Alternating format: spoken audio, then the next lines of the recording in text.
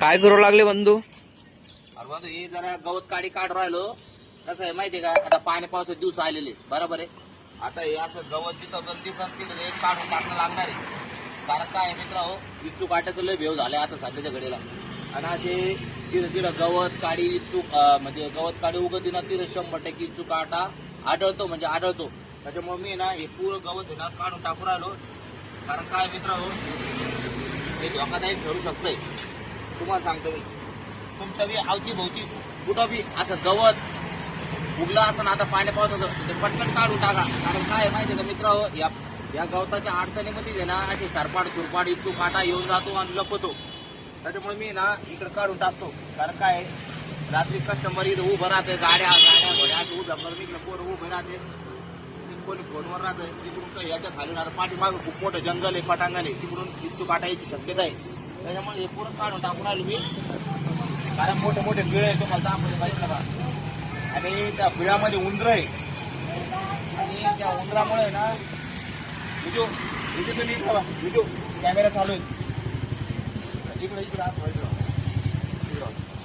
मित्र हो.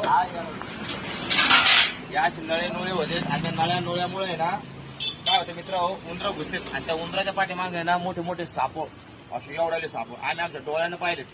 पाठीमागून असे होऊन तिथे रोड क्रॉस करताना मी पाहिलं, काय माझ्या मित्रानं पाहिलं, दाखवलं मला स्वतः लाईव्ह. मला बापरे बाप किती मोठा साप रोड क्रॉस करताना टप्पोची टप्पो. त्याच्यामुळे काय करायलो पुढं आता इतके बी गवत गिवत वगैरे असं बा इथे बी आता नंदीमध्ये कोण उंदराने केवढी माती काढी मला दिसती ही माती उंदरानं काढली. आता या उंदराच्या पाठीमागं पाठला करत कदाचित साप जी पिऊ शकताय. एक मिनिट फक्त याला काय लागतं त्या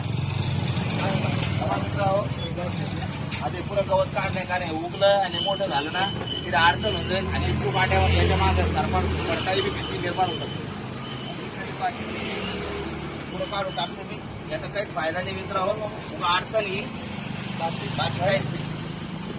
तुम्ही बी काढून टाका. खासकर ज्याच्या ज्याच्या दारा पुढे जर समजा पान गवत गिवत उगत बंद, गाडीचा आवाज बंद करा.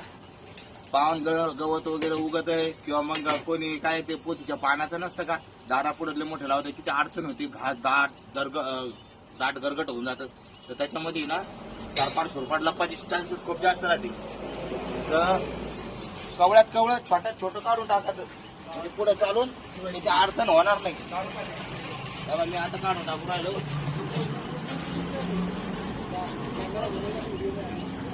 साफ सुथरं ठेवतो मित्र हो, बरसात पाण्याचे दिवस आहे आणि काळजी घ्या.